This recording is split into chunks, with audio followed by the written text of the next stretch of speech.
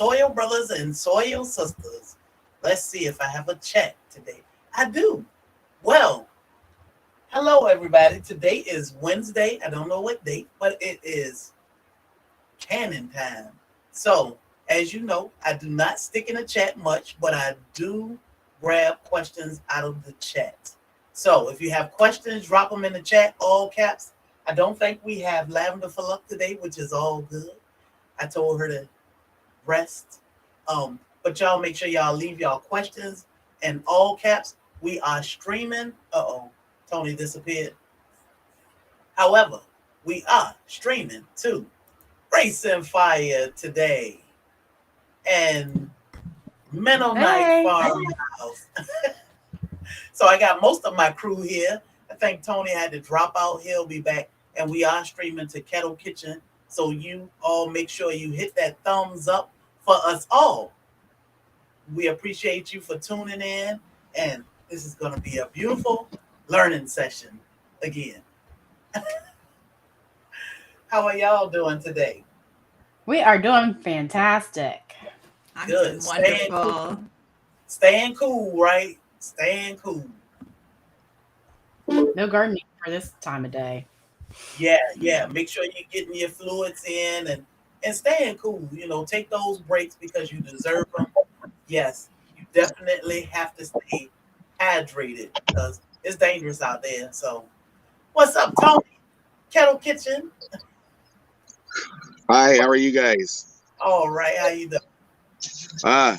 Technical stuff. You gotta love it, you know? Struggle streaming at its best. It's all right. Yeah. We all do it. So we're gonna jump right into this canon conversations. The last 2 weeks we have been pretty much canon 101, all the basics and where do we start as canons. So I guess after you get all the basics of where do I start, you know, what do I purchase and things I can and all the safety and how to can. Getting in these books, what are some important tips you would give newbie canners? Read the book first. Read the book first. Mm-hmm. Before you buy any equipment. Okay. Because you definitely want to know, as far as reading a book, will it give you any help with what type of candy you should buy according to the stove? Yes. Yeah.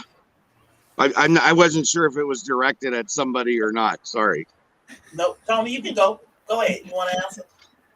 Well, most of your books, from my knowledge, and I know if you read through very carefully the USDA book, I know that there's a few of the ball books. They'll walk you through step by step the things you need, the items you need, that kind of stuff. So you're not going into it blind, I think, is the easiest way to look at it. It'll give you what you need, how many of what you need, or at least what they're assuming you will need based on the recipe. So I think those are good references to use when you're getting ready to can for supplies and things like that. Okay. And if you don't have a book or you can't get a book, where's somewhere else you can find help other than Mennonite, Kettle Kitchen, and Grace and Fire? That's funny. This is exactly how I started. I mean, besides buying the book, I went to the Ball Canning website. They also have a YouTube channel that you can get recipes from Ball. And then you can also get that from the USDA Home Preservation as well and get those recipes. Or go to your local library and see what books the local library has as well. And the National Center for Food and Home Preservation, you can download the Bible free of charge. You can print it out yourself if you don't have the money to buy it. And same with the extension offices. Mm-hmm. And you said these books are good for what, about 10 years They usually you should update your books every 10 years or so. The other thing I'd like to throw in with that too is you really got to look at your publishing dates, because there's a lot of the books that are out there, and I even found this the other day. One of the books that I thought was actually, sorry, I got a loud truck going by again. One of the books that I found that I would have used on a regular basis, I think I want to say this year would have been 10 years old. Well, when I went and just happened to look at the store I go to for my canning supplies, it's a revised edition. So it's good now for another 10 years. This one is the one I love because you can see it's well used. It's 8 years old. That actually, I think, is the book that they got a revised version of that out now. This one says 2014. So yeah, I'm good. Good. So we just had a question. Somebody was asking, can we can onions? Yes, you can. Yes, you can. But if you watch my video, you don't want to. They break down too quickly for me to justify canning them. I'd rather dehydrate them, or I know Glenda would probably freeze dry them, or just freeze them. They just, I mean, I've pickled them in red wine vinegar, the red onions and garlic. That's very good, but it just breaks down too quickly. And you can pressure can them for, I think, 30 minutes. Don't hold me to that, but they're going to be mush, and right. You don't want to take all that work and find it to be something you don't want. But that's my opinion. You can try it. I agree. So Yeah. I have a question about canning stock. Is there a difference in canning stock if you have chicken stock versus vegetable stock? Vegetable stock needs to be canned at a longer time than chicken and beef. Beef and chicken is 25 minutes, but vegetable broth needs to be canned for 90 minutes, if I can remember off the top of my head. Yes, that's correct. So it's really no difference. So it's okay if I can chicken stock, because what we did was we made stock with the we processed our chickens out. We put a lot of vegetables in it, but we did add like the chicken feet and necks and thought about canning it. Yeah, I think that'd be really good. Yeah. You know, that having that homemade stock tastes so much better than the store bought stock. So Have you looked at the prices for homemade or for store-bought stock lately? For organic, it's like $6 for a quart. And the important part of that is exactly what this whole thing is based on. You take scraps from your chicken, you take some carrots and onions, you boil it off, you make your own broth, and I will guarantee you at a fraction of the cost, even with your jars and lids included, you will get more out of it, a better flavor for very minimal price that you can have on your shelf whenever you need it. And here's a tip with the stock specifically. You know, many of us have gardens and we're pulling out vegetables. Take a look at your books, have an idea of your recipes. Start freezing those ends, like ends of your onions or peels of your onions or ends of your carrots or whatever, and just start freezing it, because your scraps can make that stock. You just need that recipe so you have an idea of a direction of which way you're going. But start freezing it so you're not having to go out to buy something to make that stock, or dedicate a certain section of your garden to make that stock, for example. Or chicken, the same thing. Save your bones. Put that in the freezer until you have enough to cook that down to make your stock. That's how you make that cheaper. Yep. You've already got this, so why not use it in a really good way? Yeah. Well, and I think the other thing that needs to be realized, I mean, it really goes with what she's saying, but I think for most people that don't can or make their own broth, let's look at it that way. Most of us are just throwing that stuff away, or you're throwing it to even if you are using as composting, you're still throwing it away, because the flavor and the product you can make out of it prior to doing that is so beneficial and cost effective for you that you really got to train yourself to wait. I'm not going to throw those away or give it to the chickens. I'm going to go freeze it because I know I'm going to make my own stock. So I talked about it on my live last night, just real quick. It's about a mindset. You almost got to get yourself into that mindset of retraining yourself what you do with different things. Yeah. And just doing it. Mhm. Like when I first started, I was scared to death that I had the wrong proportions of lemons to onions to celery to carrots. Just throw it in there. And the longer you cook it, the better it's going to taste. And also add vinegar. It'll break down your bones if you're doing chicken or beef. And then, yeah. Then your seasonings. I wouldn't go too heavy on the seasonings. Just make sure you got your trifecta of, carrots and celery and onions, and you can't go wrong. Okay. So somebody asked a question about dark amber jars a couple days ago. She was asking, can you can using dark amber jars? I guess so the light don't come in and compromise your food. Yeah, Ball actually makes them.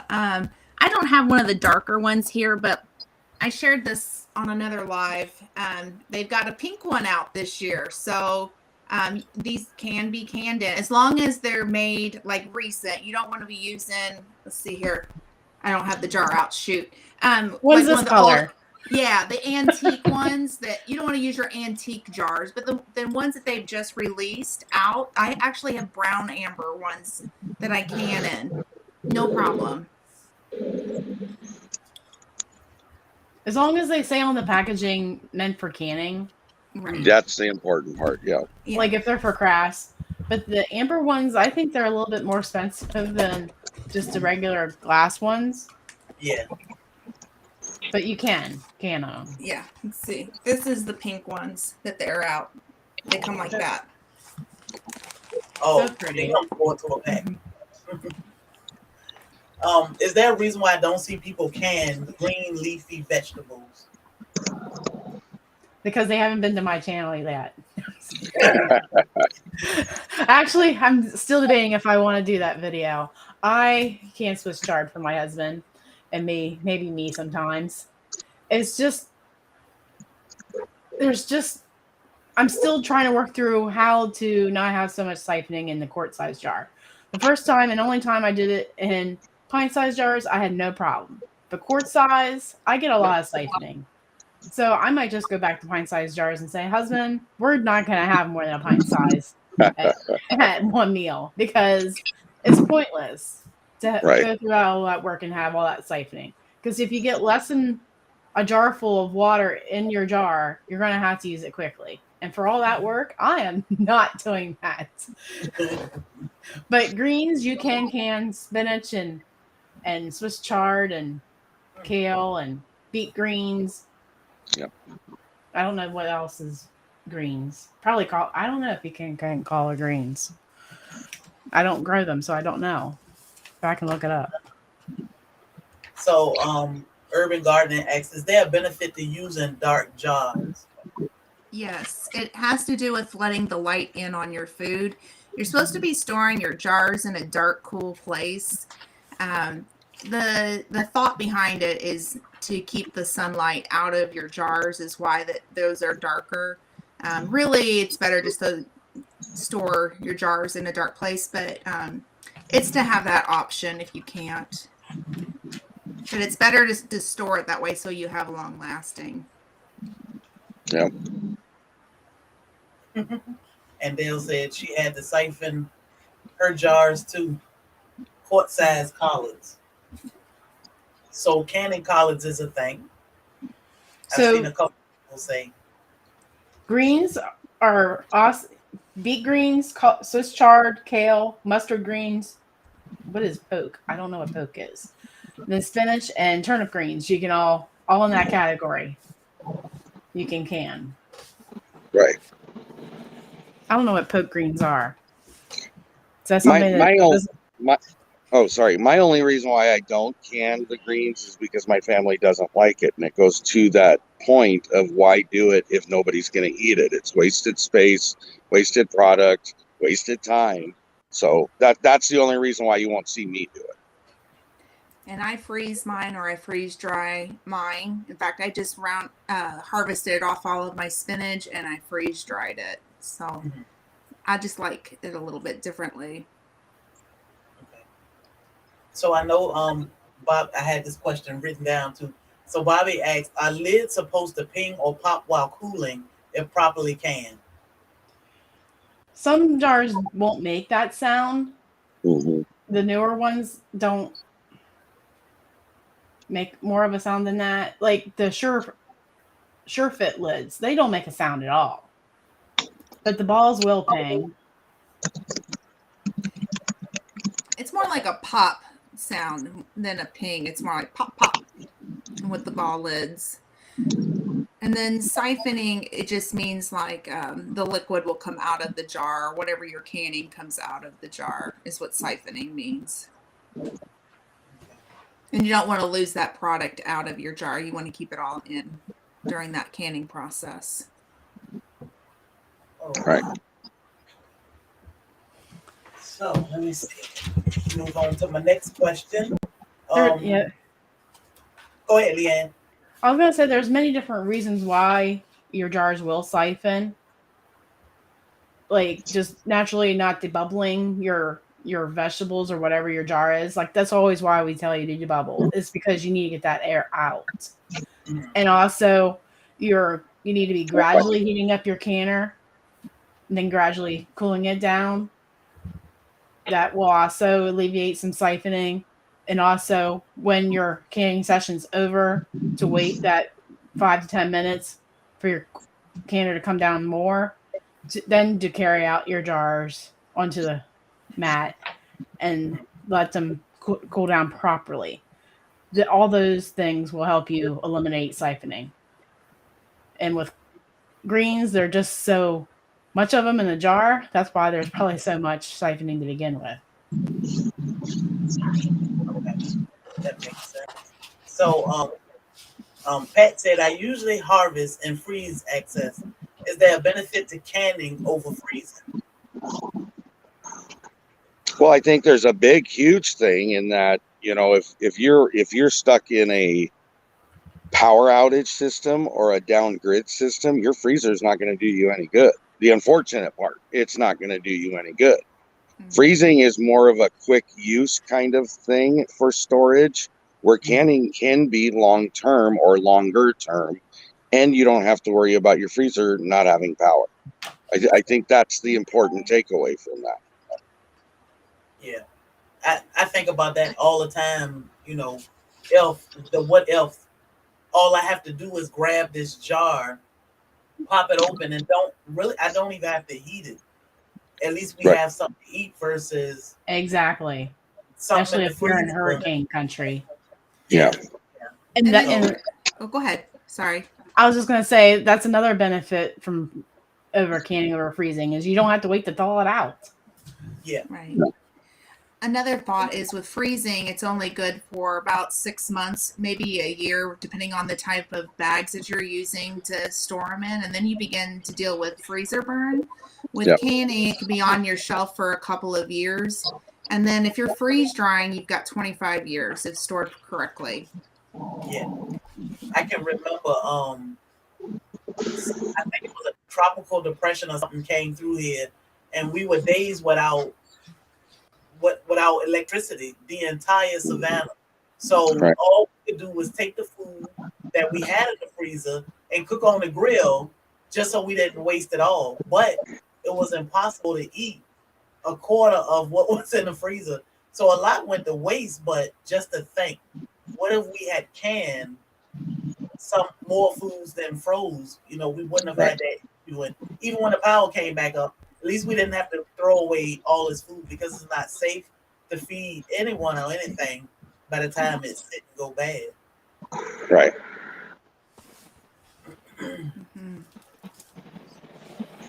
So canning is definitely a good way to go.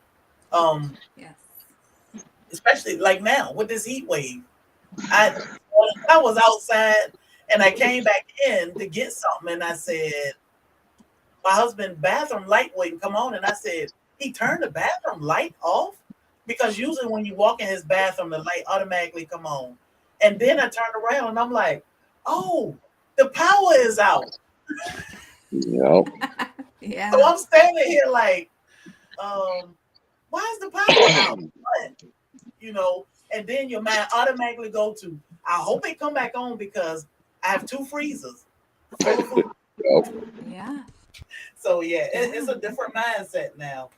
But it also go. I mean, not necessarily just even power outages.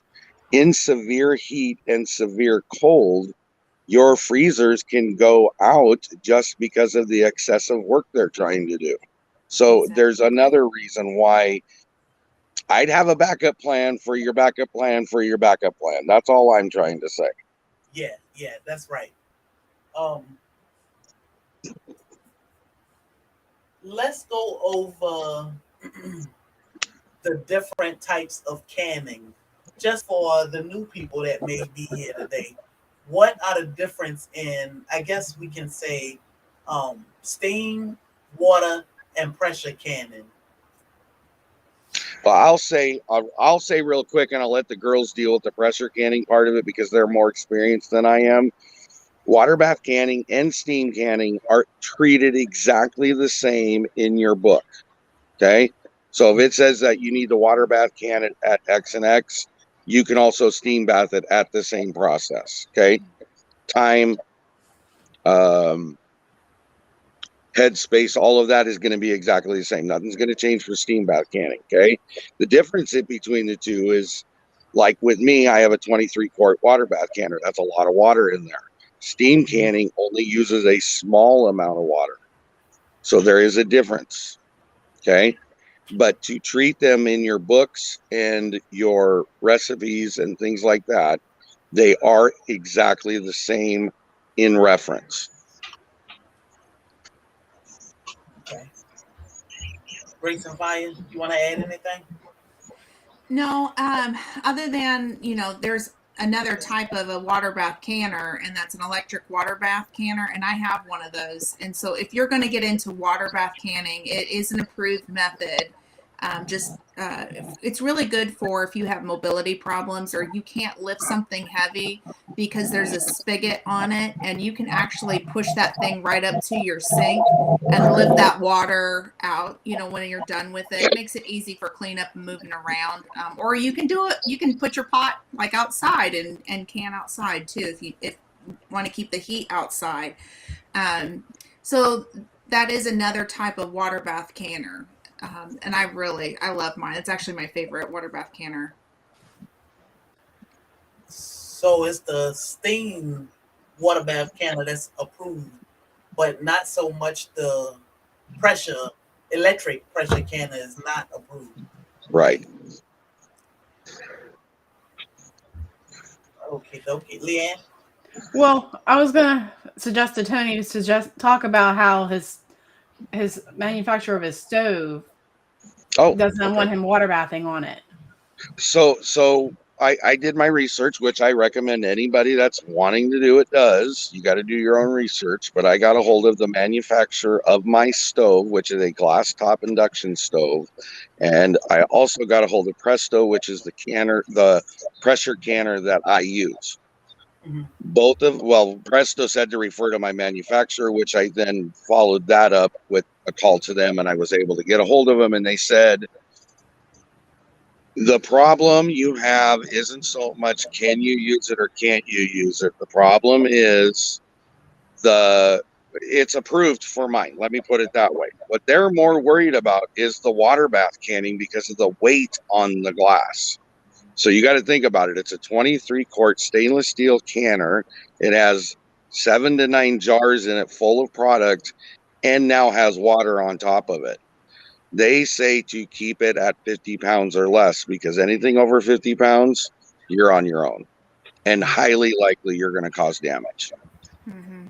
So the point is really in that you need to do your own research with your products getting a hold of the manufacturers, verifying it's an approved method for you to use.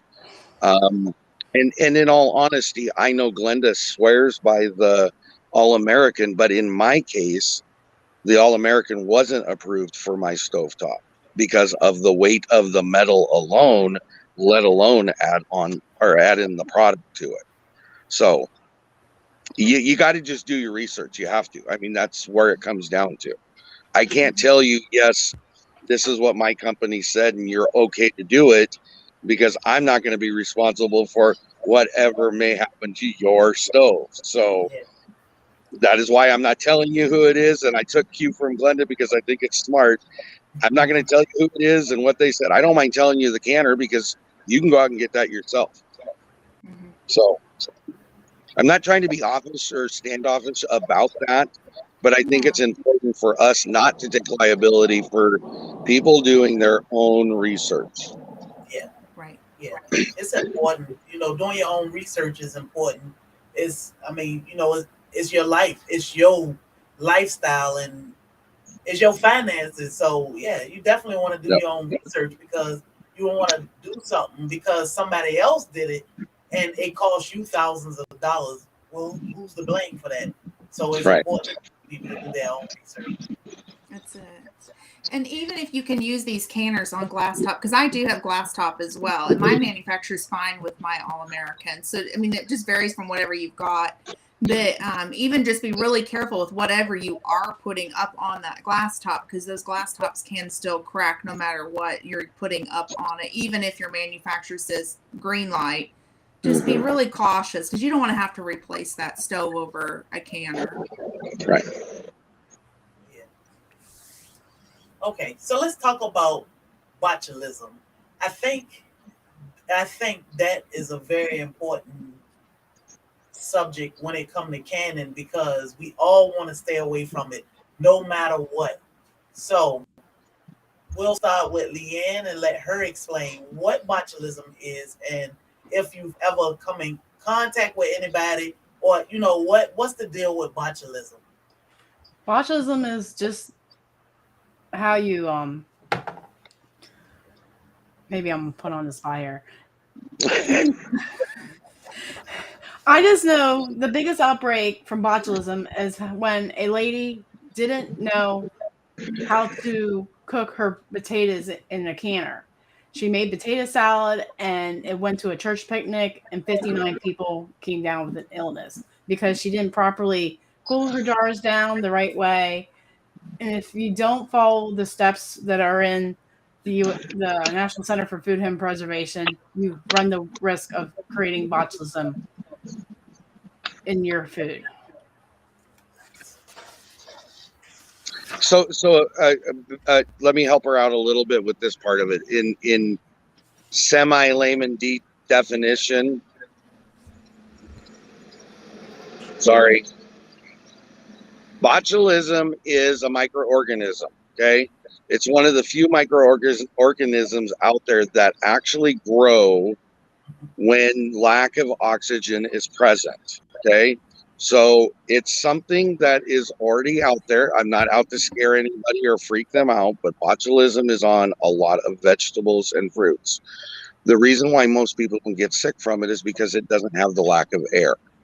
The lack of air is what makes that grow and turn into a problem. Okay, so when you have a food in a jar that happened to maybe didn't get washed correctly, or it didn't get cooked correctly, or it wasn't processed the long enough time, it was whatever. Okay, and I'm just giving an example. So you got your food there, and in between my hands, there's a botulism spore. Okay, so now you've sealed the jar off. There's no oxygen going inside of it, and it's the prime point that botulism starts to grow through that food. The problem is that it's an airless, odorless. I believe you can't Can't even taste see botulin, and you can't taste it. Not to the naked eye. I mean, a microscope probably could pick those out, but just us doing it.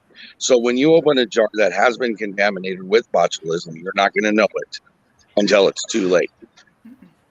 So when you were showing us yours and Bobby's jar of the jam you did, I kept referring to it. You don't know if it's got botulism, but I'm sure you don't want to be the person to find out because it's too late once you find out. Yeah, exactly. And Jesse put a definition of botulism on my chat, and I think you Good. can highlight it. Yeah. I can't see the chat, so I'm just going off of mine. So, yep, there you go, right there. Yeah. So that's the scary part. But if you just follow the guidelines, Yeah, you shouldn't that's have the any. scariest part to me of canning now. It used to be the pressure canning and hearing that noise, but now to think of, because we had it all wrong. And to just watch a video and see somebody can, it gives you the assumption that, oh, I can just cook my food and can it. Well, Right. it's more to it, such as read your book. So, now that's the scary part. Making sure Right. you do it safe and properly by reading your book, following the directions to a T, so you don't have those issues. I got into a conversation with a lady the other day, and she basically was saying that she has a feeling, and I'm putting this loosely, I'm not going exact, and these two ladies have already heard this conversation, but she called me Karen's Kettle Kitchen because she was mad because I was trying to give her the very specific, without being a mean guy about it, the reason why you can't do what she was saying. The problem I have is exactly what you just said, Sherry. How many videos do people watch? They think it's okay, but those videos don't have the guidelines in place, don't have the tested recipe that says, yes, we know the botulism should not be in this product if done this way for this amount of time with this amount of pressure. Yeah. And I just blew it off in all reality because it's, call me any name you want to. It doesn't change the fact of the matter that I personally am going to follow the rules. So, Right. And then over this weekend, my aunt and we were out shopping, and I was looking at an antique store, just looking at like all the old antique things that they had for canning. Just I admired putting things up on the shelf for decoration. I ran into two ladies, and one of them was a big canner, and she didn't even know that the guidelines for chicken had been updated to 1.25 inch headspace. And that was a fun conversation in an antique store, just chit chatting about canning. And she really appreciated that information, and said she was going to update her books. So I think it's important to be able to share that with other people that have been canning for years and years and years. That these, guidelines do update and they change, and it's important to stay on top of that information, whether it be on YouTube or in person at an antique store. right. I think, and it's funny you said it that way because it makes, I always keep going back to what Mouse says. She's been doing it for 100 years. Okay. But she also has adapted to those changes in those guidelines because she wants it to be safe. So it isn't how long you've done it. It isn't what your family did before. It's not the 3 or 4 of us telling them they can't do something. It's those guidelines have been changed because they've been tested to not be acceptable practices anymore. And if you really want to continue the practice you had, you will update those things, just like the lady told Glenda. She's going to change her book. It's that easy. It's not a big deal. Yeah. No. Do you have to use pickle and salt when canning, or can you just use seasoning? Canning salt has no iodine in it, and when you use iodine salt, it'll make your jars cloudy. And when you do all that work, you want to see your food to be pretty. And I think that's the main reason. Am I right there? But I'll be honest with you. I don't know the answer. I don't know the answer because for the last 10 years, I buy either the ball pickle, I buy this. And it's all done for me, and I follow the recipe, so I can't answer the question. I'm sorry. If I remember correctly, iodine is considered a caking agent, and when you use it in your jars, it will put, like Leanne said, out the cloudiness when you use just normal table iodized salt. So when you use, and it doesn't always, it can have an alternating effect on the flavor. So that's why a lot of places will say use strictly pickling salt because they know the caking agent isn't in there. I will go as far as to say if you can find a pure salt that doesn't have a caking agent in it, you should be okay. That doesn't mean you can go out and use black salt or Himalayan pink salt. Not saying you can't, but you need to check at that ingredient list on that salt and see what's in it to determine whether it has that agent in it or not. That's what I would say. And with seasonings, you got to make sure you know how much you're putting in because it might intensify or you might not even taste it at all after you open that jar. So I reserve seasonings for when after I can and open that jar just because I like the ability to say, hey, I love oregano tonight. Let's put it on heavy tonight. Or anything else like tarragon or rosemary. Like I like having options. And the only other exception I would give to that is if salt's being used as the processing ingredient, you need to use it. Don't omit it because it may be part of what that is. If it says that you can add salt at your option or by choice, that it's telling you you don't have to use salt. At least in the USDA book. That I can say. Okay. So, Jersey Dolphin asking, how long does homemade beef stew and chili last in canning jars stored properly? You want to start with that, Grace and Fire? I have some that I canned up 2 years ago, and it's still good. I'm still eating on it, but I wouldn't go too far out from that, just personally. Okay, because Ball Cannon says they guarantee up to a certain time. Yes, 18 months is the lid. Okay. Is what they is what they And guarantee on the lids. I think Grace makes a good point, or Sherry does, but between the two of you, you just jarred me to think about something. All Ball is guaranteeing is that lid should seal. They're not guaranteeing your food's going to stay there and be proper. That's all based on your processing practices. So you got to remember that, okay? Mhm. Yeah, that was urban Yes. garden. That was the thing with me too. Being able to season my food so when I open that jar, it's ready to eat. But now I know that you definitely have to follow the recipe. So that's what I would do, especially as a new canner. I would just follow exactly what the recipe say and learn. We got spoiled as in opening our foods and having it the way we want right then. So now we need to take a step back and do it the right way so that we don't jeopardize our health or our family and just season it after. But the truth of the matter, I mean, it really does come down to what you're saying because it's expedience is what we've gotten used to. Here's the truth of the matter.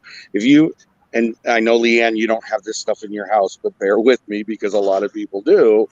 If you have top ramen, you have hamburger helper, you have macaroni and cheese, you have, I don't care what it is. Or if you want to make something, I see that. If you want to make something, you're gonna have to heat it up and warm it up anyway. So this is not the miracle. Oh, I can take it out of the jar and eat it right away. Well, in some cases you can. In some cases you can't. Some cases you have to heat that food up. So if you're gonna make tacos from your ground beef that you canned, you have to warm it up anyways for people to eat it. If you're gonna make spaghetti, you got to have the sauce heated up. So my point being is that yes, we all like the convenience of having it already and dumping it out, but the reality of the practice of cooking it is we still have to heat it up.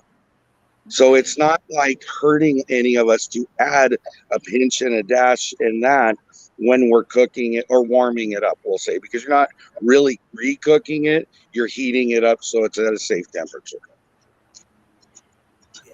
Yeah. That makes sense. I heard I listened to a couple live streams last week. I heard Lead Farmer say over and over, learn how to be uncomfortable. Mm. Learn. And seasoning, something as simple as seasoning is uncomfortable for us because when we taste something, if the seasoning is not right, guess what? You're uncomfortable. You're saying, oh, no, that's not right. I can't eat it. That makes us uncomfortable. Well, if you're hungry enough, are you going to say, nah, I can't eat that because the seasoning is not right? Or are you going to eat it, as is? Now, if you have the seasonings that you can use them, but you definitely want to get yourself used to being uncomfortable so that you can survive. Yep. I agree. I think that goes with just about everything that I've made, even like as simple as making tomato soup. I'm still going to add milk or water to it. You're going to add something to it. Yeah. But I'll tell you, it tastes so good to eat something that you've canned and that you've stored up. I love it. And the versatility of it.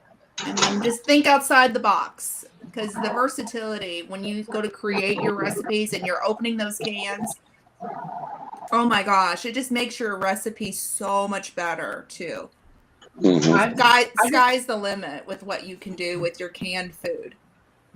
Like I've discovered with the spiced tomato soup and I think this book, I added beef broth to it. And it just gave it a whole different profile. I was like, wow, this is amazing. I mean, there's more than one way to skin a cat. There is. If And you're into skinning cats, that is. It's an expression back in my dad's time, I guess.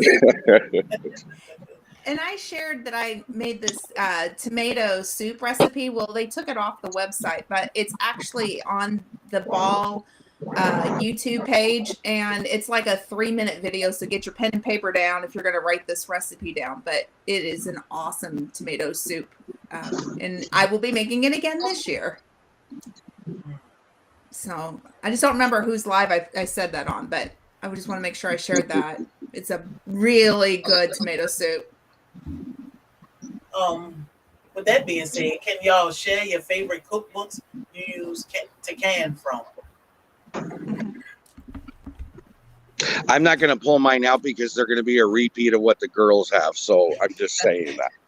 We're gonna mirror each other, right? Wait, where's yours at, Tony? No, I think I'll go get it. Hold on. Come on, Tony, get with the program here. I could probably recite which recipes I have in here. 264. Let's see if I'm right. Yes, 264.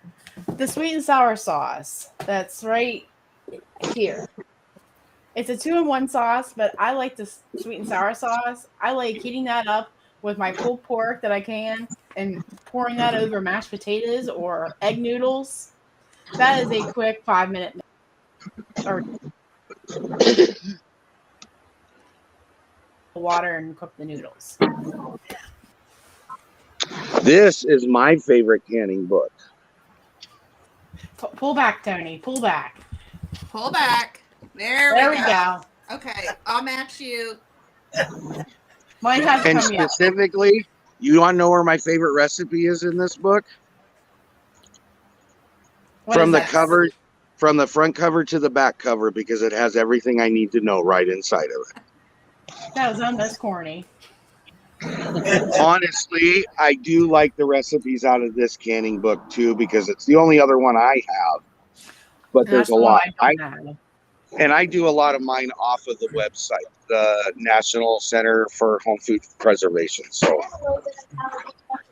my husband was just on that site all day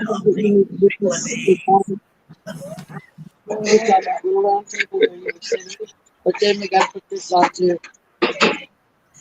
sorry, kids are out of school, so I got kids all over the place. I guess I'll add mine, the Pomona's Pectin canning book. And I like it because it's low sugar, or you can use honey in yours. And this is from berries around my property. And it's a mixed berry recipe that I got out of this book, but you have to use the Pomona's pectin with this. Right. Let's see. I'm gonna make Leanne big so Chris and Larry can see. Oh,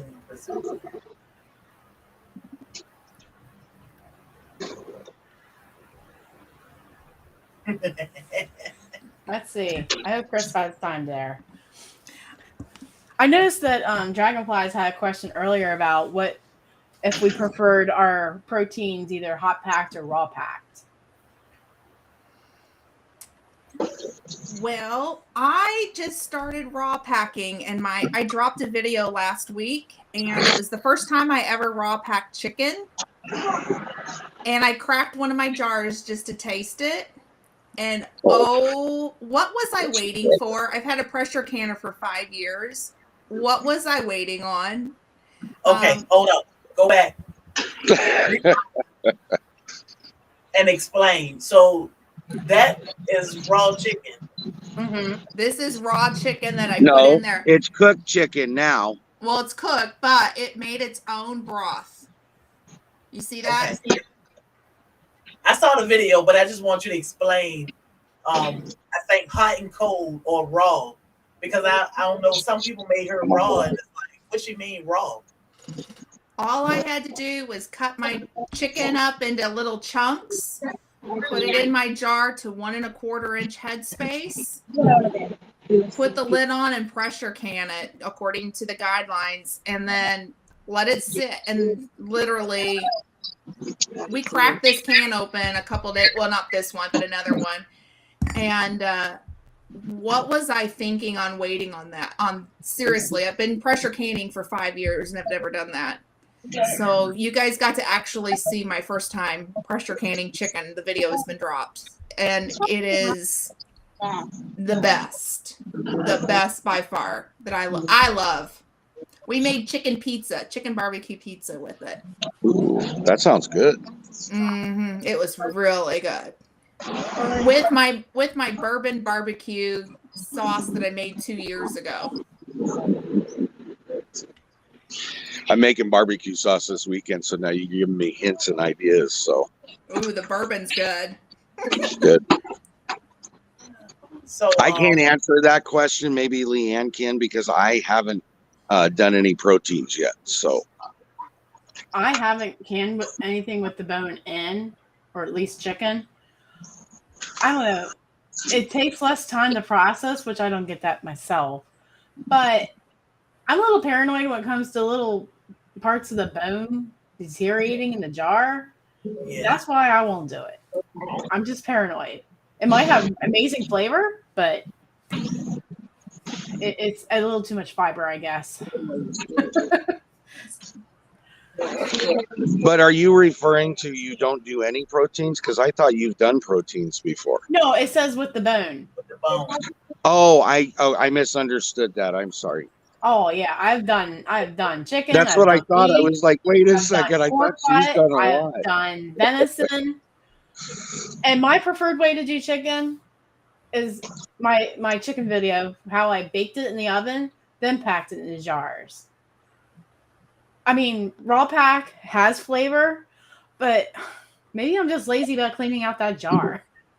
It just grows tight to it. Yeah. And I think, yeah, the baking in the oven, it just had its own different taste. And I'm like, I'm never going back to boiling it, because it gets a little rubbery if you hot pack it that way. But just baking in the oven and throw it in the jar, that was so easy. I didn't even think I was breaking a sweat doing it that way. Wow. So when you raw pack chicken and you can it's cooked in the can. Yeah. And it makes its own juice. Yep. You don't even have to pour boiling water on it. Oh, so it's just chicken by itself. Mm-hmm. No broth, no water, no anything. Yeah. Do you season when you raw pack? It's optional for salt. And I did not put salt in mine because it was optional. And I just wanted to make sure I could control the salt for whatever recipe I was making. And for me, it's just easy to add that salt, so that way if I'm making something, because I don't know, like if I'm gonna in a recipe, if I'm gonna need more salt or less salt for a recipe. So it was just easier for me to say no, and then when I go to make the recipes, then I'll add my salt at that point. But that was optional. Okay, so as far as water, what kind of water do you use? Is it a certain kind? Well, tap, still, spring. I just use my well water, even though it's high in iron. I use it. Filtered water is what I have.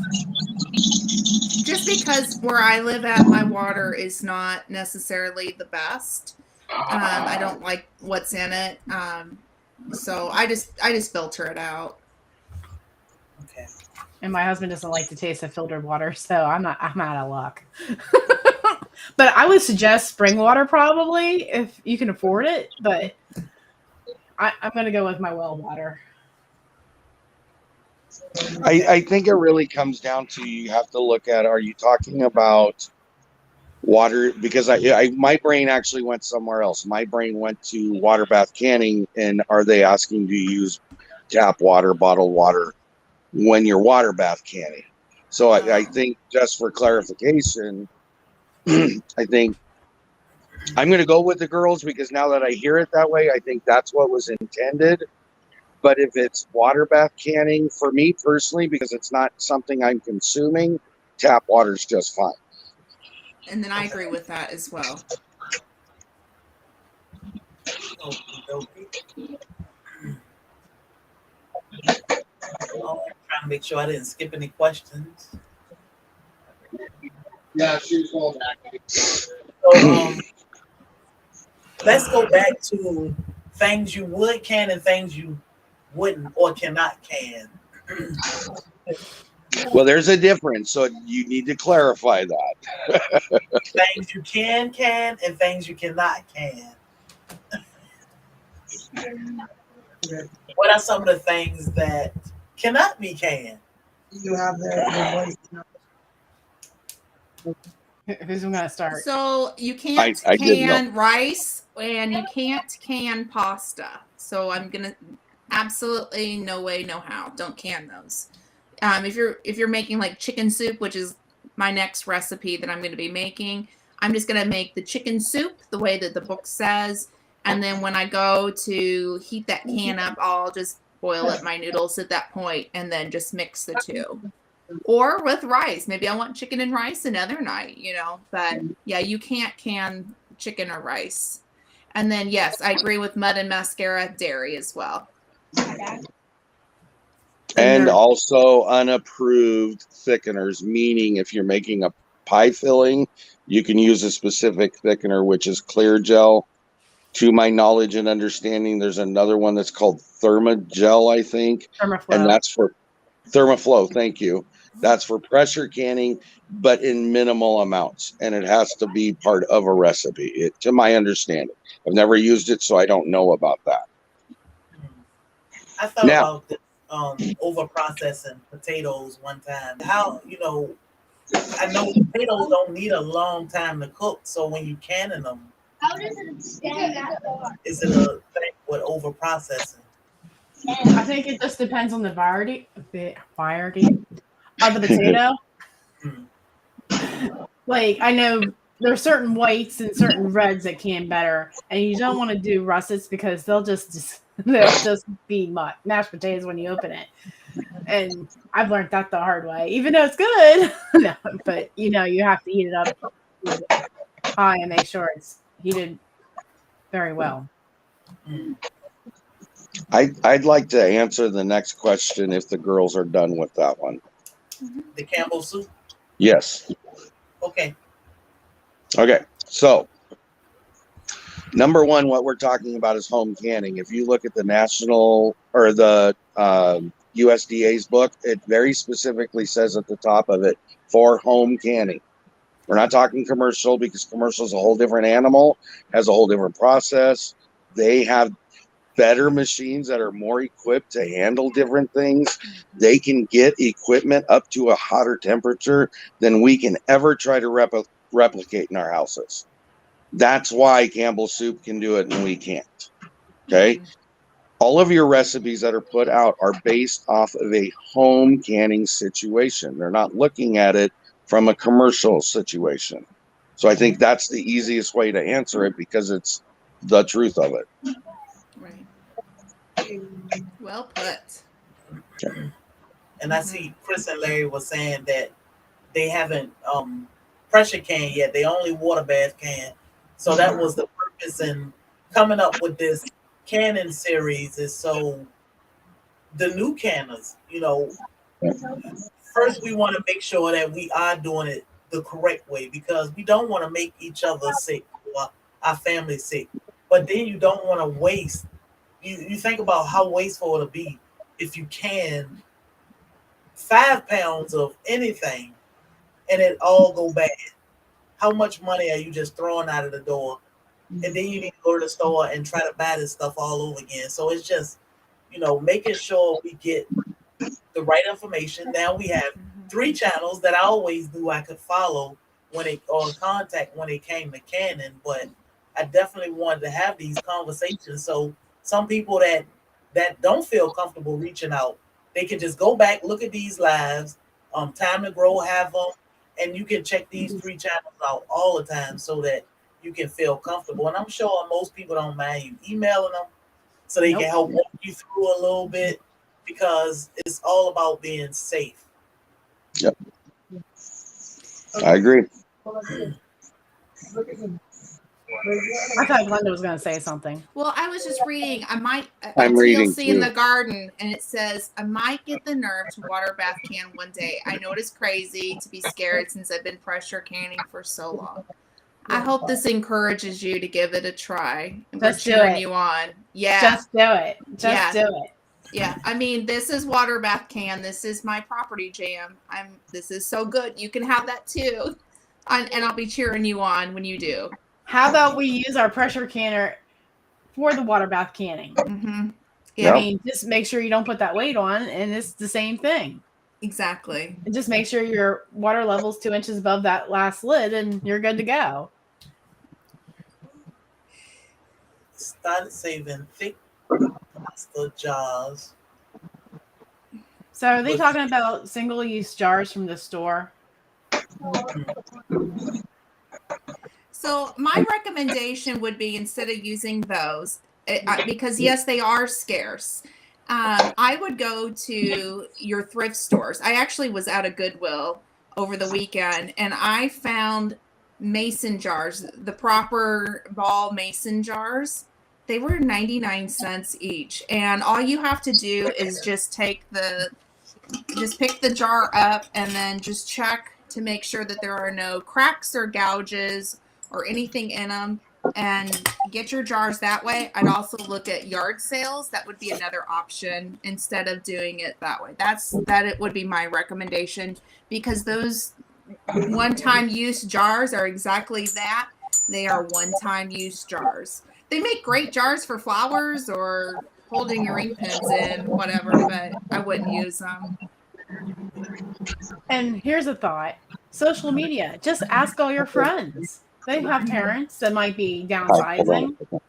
Just communicate with people, or estate sales, or senior centers. Just ask around. I'm sure there's somebody that wants to declutter. Yeah, I saw Mouse Toast did a video. I think it was last week on how to store your jars. When she turn them, she clean them and put the lid on it without the. She put the brim on it, the brim without the lid, and she turn them upside down, and that's how she store them so that the jar don't break or don't crack. I thought that was good.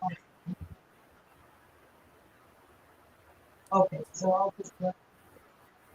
Okay, so Marilyn was asking, I've seen jars that are not ball. Are they okay to use? Atlas are good. Golden Harvest are good. Pure jars are good, but I wouldn't trust the lids. And from what I've been hearing, and I'm probably missing one, like Anchor Hawking. Anchor. Yeah, Anchor Anchor has Hawking. But a I good would one. get different lids. Anchor hawking, I don't seem to have good luck with those because they don't seal for me. Like using the ball lids on those jars, they don't seal. So I gave up on those. I mean, those Okay. are like hand-me-down jars that I've gotten, but I just don't seem to have good luck. And if you get jars that are like from the 50s and 60s and 70s, I will take them if you don't think they're good enough for you. I love those jars because they're twice as thick as any jar you're going to get from the store. So don't Yeah. think, oh, they're maybe 50 or 60 years old. They're not good. They are prime. You hold on to those suckers as hard as you can. Urban Gardening Chronicles said Bernardin also, and she is correct. Just so people know, Bernardin is owned by the same company that owns the Ball Company and the Kerr Company. They're intended primarily for Canadian consumption, meaning Canadian use. Sorry, but you can find them in the U.S. occasionally, so they're okay as well. All right. So,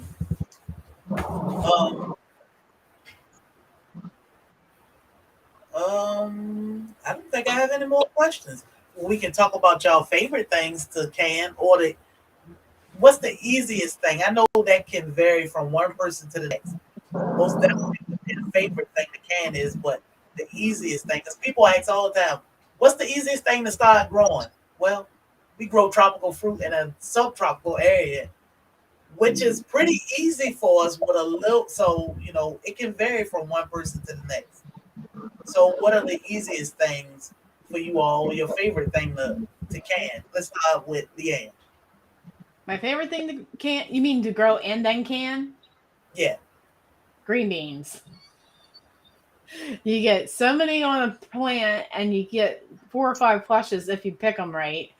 And you just have to wash them really good, stick them in the jars, make sure they're good in there tight, pour some hot water on, debubble, and put them in the canner. And you can never have enough green beans, but don't ask my husband that question. He had some choice words for me the other day. And that's why there's only one row of green beans out there right now. But he doesn't know summer's still coming on. Oh yeah, it's just getting burned up. All right, fire. So mine right now is mine with spaghetti sauce or salsa, but really my favorite thing to do is cowboy candy because I love to be able to take that to parties. And you just put that over some cream cheese and serve it with crackers. So good. So good. I take that to church picnics. They fight over it. Mm-hmm. Cowboy like, candy. Oh, mm-hmm. So what cowboy is candy with it's candied jalapenos. Mm-hmm. I have a video on that with pineapple. Surprisingly, I think it has over 2,000 views. But yeah, it's just a lots of sugar, your pickling spices, and your jalapeno rings sliced up, and you just pickle it. It's water bath recipe, so it can be for anybody. Mm-hmm. Okay. Are there any solutions that you all use to wash your fruit and vegetables, or just plain water? I don't add anything besides water, except I just recently got last year a Norwex towel. This thing is wonderful. It's a towel that can just take the dirt off with water and it's clean. I wish I had it. Say that one more time. It's a what? Norwex towel. I wish I can just go get it. It's okay. It's like what a blue scratchy is? A scratch pad that you get? It's less coarse than that, but you just rub it against your vegetables right from the garden, and you think they're store-bought potatoes and carrots and stuff. Like, I just love mine. It's like $13 plus shipping and handling, so it's probably like 20 some dollars now. But if you're a gardener and you're wanting to grow your own food and put it away, I highly suggest a Norwex fruit and vegetable towel. Look into that. I'm gonna look into that myself because I use vinegar water, just like a splash of vinegar and a great big gallon of water. Well, Vicky sells When- Norex. Oh, because like I go to U Pick Farms and I get grapes and apples. So I want to get whatever is on that produce. I want to get that washed off. But I need to look for that towel. That's I'm telling you, I love Norex. I have their mop, I have their E-Claws, and I have their body and face claws. I just love how they clean. They're expensive, but I think I'd rather have 3 of those than all the rags you can have. They pay for themselves because you don't even have to use chemicals with them. I think well, that would you're be, paying for quality is what you're paying for. but you don't have to use any other chemicals with them. Like they have a window cloth. You just use your damp your e-cloth, and then you use that first. Then you take your window cloth that's dry and just wipe back and shine it all up. Like you don't need Windex ever again. Wow. Well, you're Take, saving money in cleaners by that point. Yeah. Wow. I'm gonna have to look into that. Thank you. yep. Yeah. I can't see enough about Norex. North Carolina Garden. I think they answered your question. We are growing tons of beans. We just dropped our seeds maybe a month and a half ago, and we harvest beans every single day. So I'm not sure exactly when you should plant according to your grow zone, I guess, but our grow zone is kind of weird. We are 8B and it's always warm here. And just remember, green beans don't like it wet. They don't like wet feet. Okay. So they need well-drained soil, and they probably like it about 50. They like it from like 70 to 90 degrees. So whatever that is. Okay. Are steam canners only for water bath canning? Yes. Yes.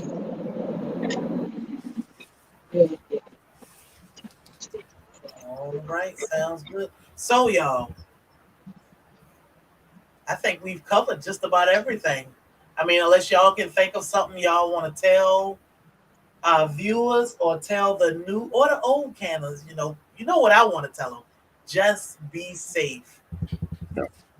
Grab a book, do your research, just be safe. But I'm a new canner, so of course I'm gonna grab the book and I'm gonna call y'all. So what do y'all want to tell them? For what Chris was talking about earlier with the pressure canning, or she's just starting out water bath canning and not pressure canning, and she was wondering about how store-bought food can have pastas and all that. When you're starting out canning, you need to follow the recipes and stop thinking about what you want to can and go find recipes for it, because you might stumble a lot trying to do that. So go to your books and find a recipe to can before you even start. I think that's a lesson I had to learn myself, because I got somebody's grandmother's spaghetti recipe and it was pretty thick. You know, I had to learn. So you just start with your book and you can't go wrong. Online canning. My nerves too bad for online canning right now.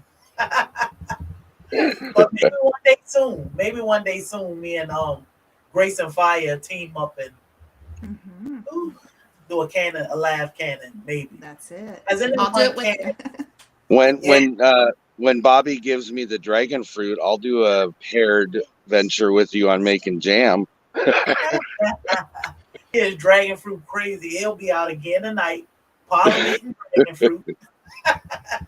So I know cured ham is not a tested safe recipe, but what about raw ham? Does that have a tested recipe for? Are you doing what I was going to do, Glenda? Yes. Just look it up. Okay.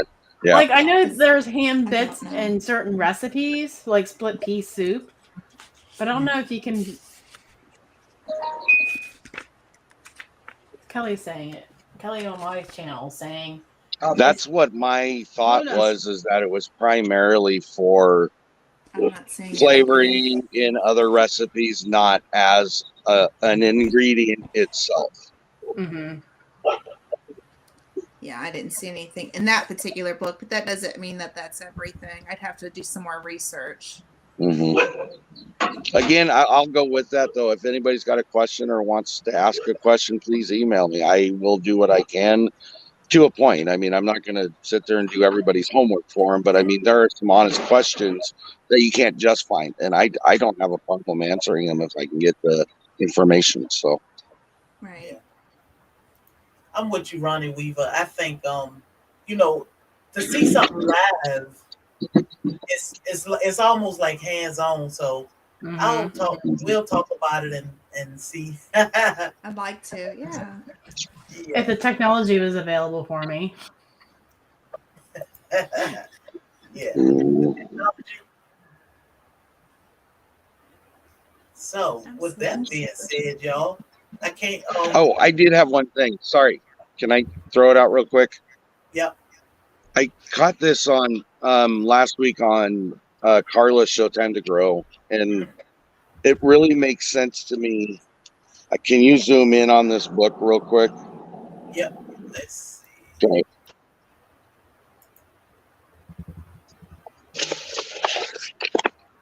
I don't know if you guys can see it or not, I'm nearsighted. but it's just okay. So I'll just make it easy for you. Okay. So it's a recipe out of the USD Complete Guide to Home Canning. Okay. This book, I've told people this before. This book will provide you the information you need. One of the questions that got asked is, how do I know it's dial gauge or weighted gauge? Well, it specifically tells you what it is. The hint I will give you is that you will not find on this recipe, you will not find water bath canning because it's not recommended to do it. So if you don't find it, that means it's not available to do. Does that make sense? Right. So when you're reading through the recipe, it'll give you, this is how you do it for a dial gauge. This is how you do it for a weighted gauge. And you're not finding water bath canning. That means it's not water bath cannable. That's what I'm trying to say. That's an easy way for you to know whether it is or is not one or the other. You want to add anything to it, Leanne? Grace and Fire? No, he said it best. I mean, don't even bother trying, you know. Yeah. So that's my thing. This is week number 3 of talking about basically the same thing over and over. Read your book. Be safe about it. We have never canned before. Well, we tried, but we tried it the way we thought canning was done. So now we know that we totally went wrong with our first time trying to can, and we decided, well, let's share this with our soil family and make sure nobody make these mistakes. And definitely don't make the mistake and give it to someone or eat it yourself and make someone sick. So you have, Mental Night, Grace and Fire, Kettle Kitchen. We have books, we have online resources, your extension office. It's so many things. You have these lives to come back and listen to if you have more questions. Always email those 3 or look in your book because the research is there, the information is there. But I just want everybody to be safe and perform canning, no matter how you can or preserve. I want you to be safe so that we can continue to live. Exactly. I had a thought, then it left. Well, I had a thought too. So, the USDA is actually how I learned to can. And there is just so much research. Just really immerse yourself into that, to that website. I mean, it has the best information. And I mean, that's really how I learned to do it. I didn't have YouTube back in the day, 11 years ago. I actually just immersed myself into it and also into the ball books. If I can do this, so can you. And so I really want to encourage everybody, if you're thinking about starting to can, get into it. Really, I mean, if you knew me 11 years ago, you'd go, yeah, she's not a canner. Because I was just not that type of person. But it is a lot of fun. Just enjoy the ride. No, make a list of what you're interested in canning. I think that also is something. Don't just can something because you've got it in your house and you need to can it up. Make a list of the things that you want to try, these recipes that you try, and then go back and go, okay, I like this recipe or I didn't like that recipe. So that way, going forward, what you want on your pantry shelves or what you're using the most of, and always rotate your food in and out too. Don't just leave it on your shelf and then just keep pushing back. Just rotate your food too. That's another tip of mine. Yeah. And get all the proper equipment that you need. With us being new canners, we didn't purchase anything until after week 1 of this canning series for us. And I wanted to make sure I was not just running out here wasting money and buying silly stuff and, oh, that's cute, or I need this just because I think or I saw somebody with it. So now we have all of the proper utensils and equipment to can with. And I'm happy with the money we have spent. I don't feel like we went and wasted a bunch of money buying things. So you definitely want to start off. I know it's a lot of things out here that people say you can use or you can do if you don't have. I say start off with the proper utensils. That way you don't have any issues. Mm-hmm. Right. I agree. So, all right, y'all. We're going to end this thing a little early today. I know y'all want to get out in the heat and do some work. No, Yeah, I gotta get outside. Yeah. I have to get outside too, and I'm not looking forward to that heat. I have to go feed the baby calves. Oh. I need to go pack because we have a special live coming up in a couple of days. Share some with some people, but it's summertime. It's time to have some fun. But I appreciate y'all. I mean, Yep. Mental Night, Grace and Fire, and Kettle Kitchen. This series has been so important to me because I have been terrified to can, and I definitely don't want to make anybody sick. I would love to share recipes, things that we grow in our yard with my loved ones, but I definitely don't want to do anything to jeopardize anyone's life. So I appreciate the fact that you all took out your time of your busy day and had these conversations with us for the last few weeks. But I think Canning Live would be great one of these days once I get my footing right. But I think it's good. So y'all, if you have not checked out Middle Night Farmhouse, go back to video 1. I'm just saying, go all the way back. If you have not checked out Grace and Fire, she has not been on YouTube long. Grace and Fire and Kettle Kitchen, but all great. Grace and Fire is a true chicken mama. Yes, I am. So check her out. But it's special to have people that take time and want to share knowledge to keep people safe. So we definitely appreciate y'all. Thank you. Yeah, we appreciate you. Yeah. Yes. Any final words? Well, I'm really excited that you're going to start canning, Sherry. This really excites me. So, yeah. Sorry. I've been wanting to say that for a while. Yes. Just get it done. That's what I'm going to do. So, y'all look I think I heard a wise woman once say, just grab your balls. Grab your balls. It's canning. Ding, ding. Ding, ding. Exactly, right? So, all right, I'm going to drop y'all back for a minute. But in this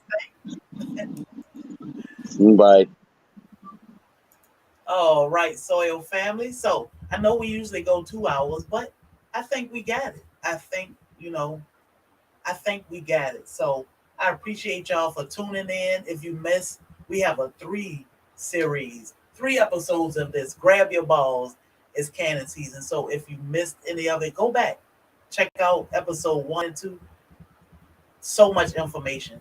If we missed anything, if you have any questions, contact Grace and Fire, Mennonite Farmhouse, Kettle Kitchen. Grab these books. They will save your life. They will save someone's life.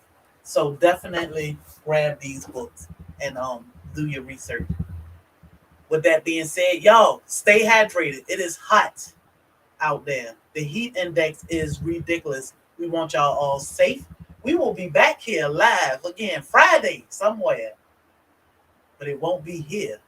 So y'all tune in for our 7 p.m. Friday night live at a, I don't know, surprise location. Let's see where we end up at. Y'all have a blessed day. We absolutely love and appreciate each and every one of y'all. And don't let nobody steal your joy.